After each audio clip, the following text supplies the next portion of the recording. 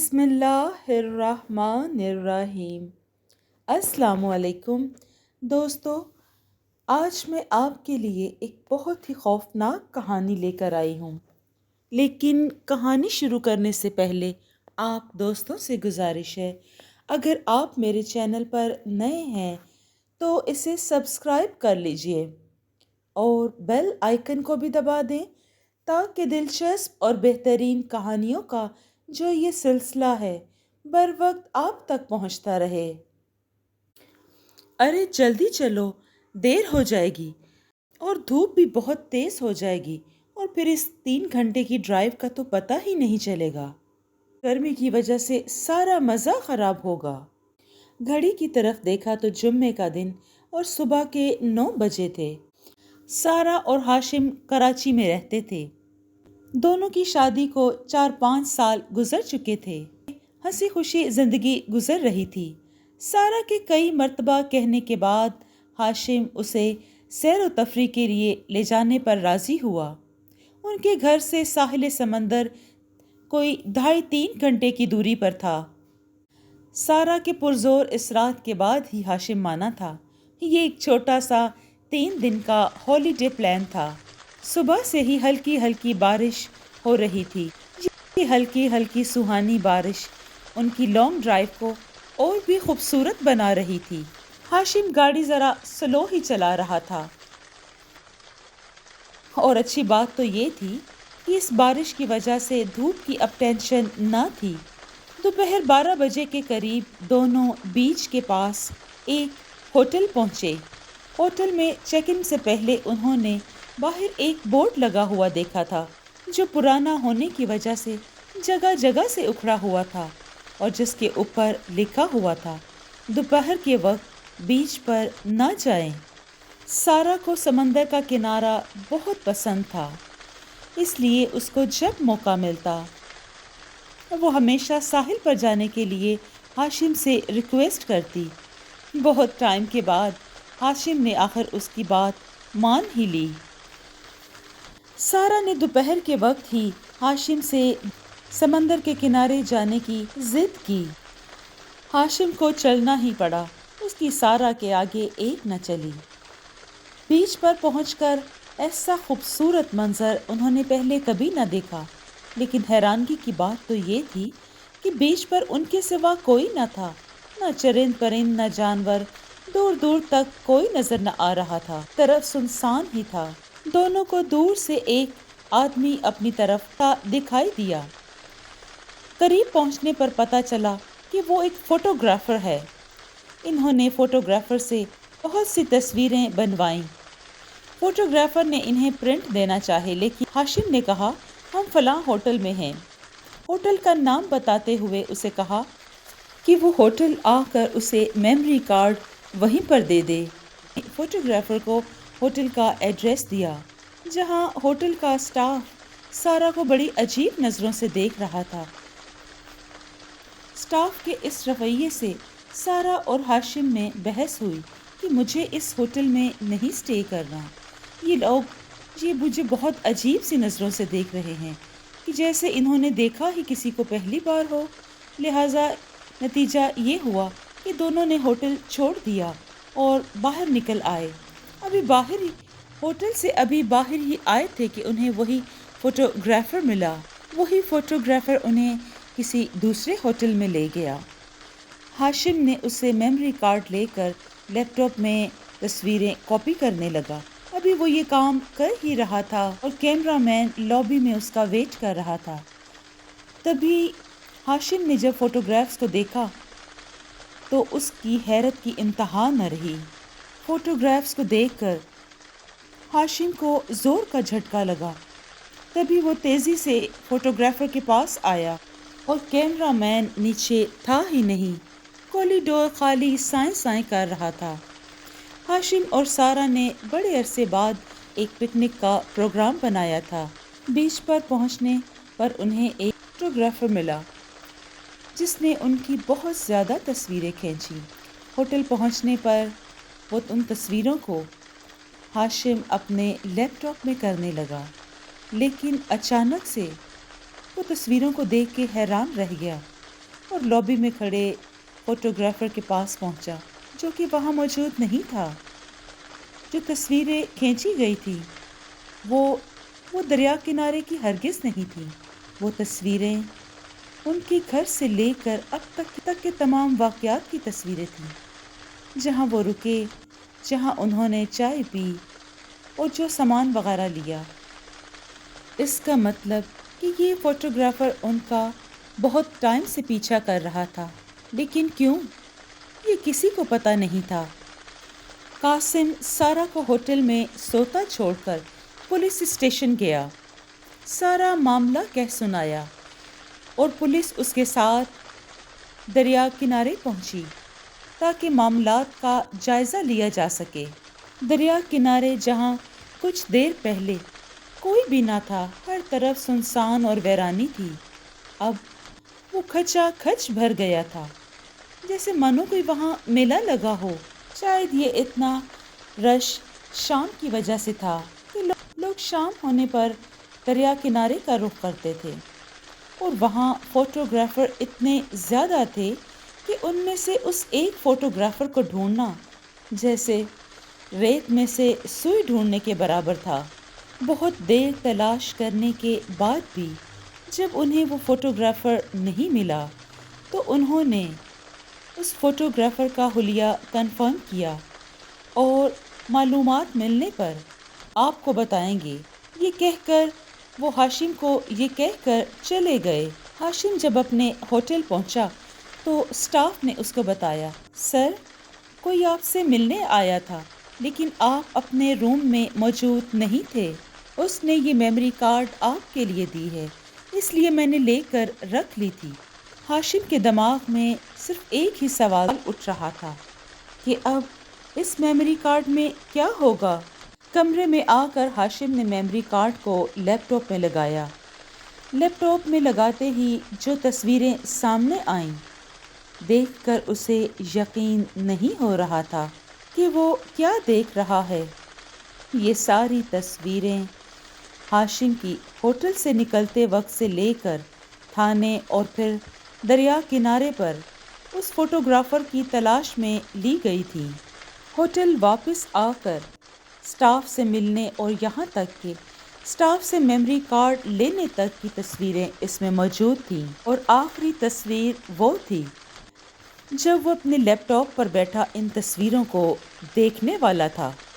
ہاشم اور سارا بڑے ٹائم کے بعد پکنک منانے کے لیے گھر سے گئے تھے، جہاں کوئی ان کا گھر سے ہی پیچھا کر رہا تھا اور ان کے ہر پل کی تصویریں کھینچ کھینچ کر انہیں بھیجتا جا رہا تھا۔ انہیں شک تھا اسی فوٹوگرافر پر جو انہیں بیچ پر ملا تھا۔ یہ فوٹوگرافر ہاشم اور سارا کو دوپہر کے وقت بیچ پر ملا تھا، اس لیے وہ اسے ڈھونڈنے کے لیے دوبارہ اسی جگہ یعنی دریا کنارے گئے۔ یہ دریا کنارہ بالکل ٹھیک ایک دن پہلے کی طرح بالکل سنسان تھا۔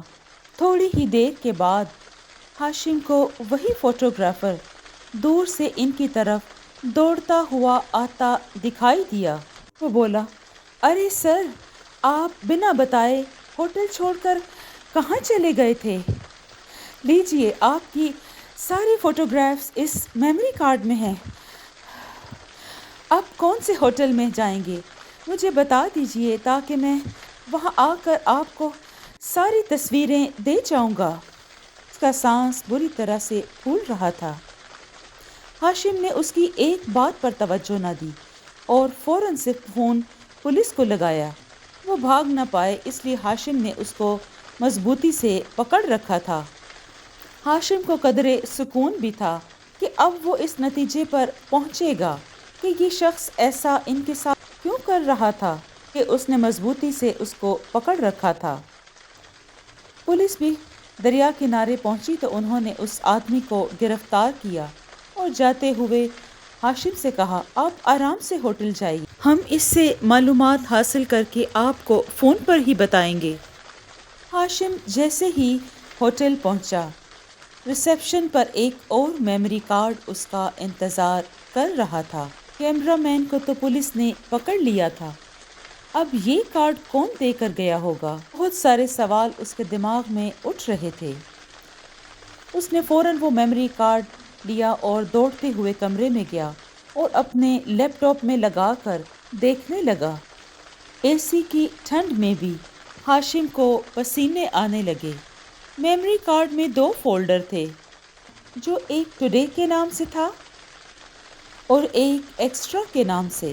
ٹوڈے میں وہ تصویریں تھیں جو ہاشم ہوٹل سے نکل کر دریا کنارے گیا تھا، جہاں اس نے فوٹوگرافر کو پکڑا، پولیس کو کال کی اور پھر پولیس کے حوالے کیا، اور اب وہ حوالات میں بند تھا۔ یہ تمام تصویریں ٹوڈے کے فولڈر میں شامل تھیں۔ اس سے تو صاف مطلب ظاہر تھا کہ یہ تمام تصویریں اب اس فوٹوگرافر نے نہیں کھینچی تھیں۔ اب ہاشم نے ایکسٹرا والا فولڈر کھولا۔ اس میں ہاشم اور سارا آپس میں جھگڑ رہے تھے، اور ایک تصویر میں سارا کا جسم نیلا پڑ گیا تھا اور وہ فرش پر گری پڑی تھی، اور اگلی تصویر میں ہاشم گاڑی ڈرائیو کرتا ہوا کہیں اکیلے ہی جا رہا تھا۔ ہاشم اور سارا چھٹیاں منانے کی غرض سے سیر و تفریح کے لیے گھر سے نکلے تھے، جہاں کوئی فوٹوگرافر انہیں ہر پل دیکھ رہا تھا اور ان کی تصویریں لے کر انہیں بھیج بھی رہا تھا۔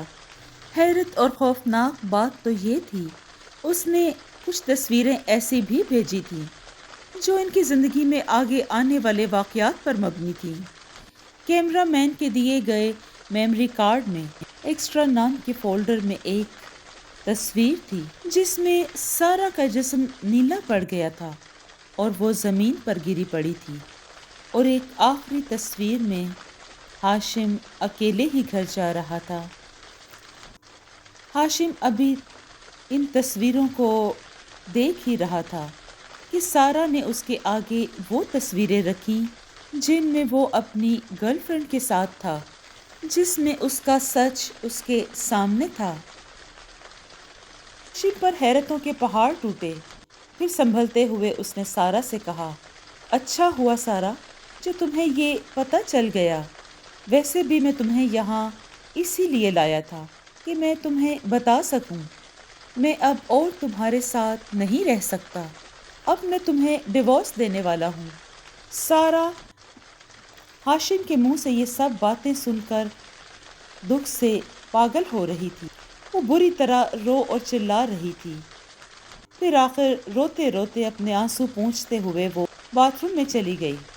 ہاشم دروازہ کھٹکھٹاتے کھٹکھٹاتے پریشان ہو گیا۔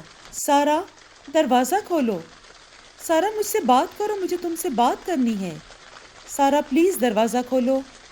ہاشم پریشان ہو رہا تھا اور مسلسل دروازہ بجائے جا رہا تھا، لیکن باتھ روم کے اندر سے صرف سارا کے رونے اور بہت زیادہ رونے کی آواز آ رہی تھی۔ ہاشم غصے سے پھر چلایا، مرو یہیں پر، جا رہا ہوں میں تمہیں چھوڑ کر، بند رہو اندر، مت کھولو دروازہ، تم، جا رہا ہوں میں، دیکھتا ہوں کہ تم اکیلے کیسے آؤ گی واپس۔ کمرے کا دروازہ زور سے بند کرتے ہوئے ہاشم اپنا سامان لے کر اکیلے ہی چل پڑا۔ راستے میں گاڑی ڈرائیو کرتے ہوئے اسے خیال آیا کہ ان تصویروں میں سے ایک تصویر ایسی بھی تھی جہاں وہ گاڑی اکیلے ہی ڈرائیو کر رہا تھا۔ تصویروں کے متعلق سوچتے سوچتے اسے پتہ ہی نہیں چلا کہ وہ کب اپنے گھر تک پہنچ گیا۔ گھر پر بہت بھیڑ تھی، نہ صرف پڑوسی تھے بلکہ پولیس بھی وہاں جمع تھی۔ ہاشم بھاگتا ہوا گھر کے اندر داخل ہوا تو اس کو پتہ چلا کہ اس کی بیوی نے سوسائیڈ کر لی ہے۔ لاش گھر کے باتھ روم میں ملی۔ بیوی کی سوسائیڈ کی خبر اس کے لیے ایک بہت بڑا جھٹکا تھا، لیکن اس سے بڑا جھٹکا تو یہ تھا کہ اس کی بیوی اس سے پہلے یہاں کیسے پہنچی۔ ہاشم کو کچھ سمجھ نہیں آ رہا تھا، اسے اپنا دماغ چکراتا ہوا محسوس ہو رہا تھا۔ پولیس نے سوسائیڈ نوٹ پڑھنا شروع کیا۔ سوسائڈ نوٹ میں لکھا تھا، مجھے اپنے خاوند کے افیئر کے بارے میں پہلے سے پتا تھا۔ میرے ہسبینڈ مجھے پکنک اسی لیے لے کے جا رہے تھے تاکہ وہ مجھے وہاں طلاق کے بارے میں بتا سکیں، لیکن میں طلاق ہرگز نہیں لینا چاہتی تھی، اس لیے اپنی زندگی ختم کر رہی ہوں، وہ بھی خوش اور میں بھی۔ سوسائڈ نوٹ کی آخری لائن یہ تھی، ہاشم اب میں تمہیں صرف تصویروں میں ہی دکھائی دوں گی۔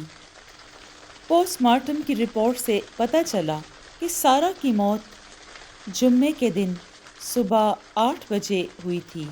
سارہ نے جمعے کے دن ہی خودکشی کر لی تھی، تو پھر 2 دن ہاشم کے ساتھ کون تھا؟ جی دوستو، آپ کو یہ کہانی کیسی لگی؟ اگر آپ کو یہ کہانی پسند آئی ہے تو اس کو لائک اور شیئر کیجیے اور کمنٹ میں اپنی رائے کا اظہار ضرور دیں۔ خوش رہیں، اپنا اور اپنوں کا بہت سا خیال رکھیں۔ شکریہ اور چینل کو سبسکرائب کرنا نہ بھولیے۔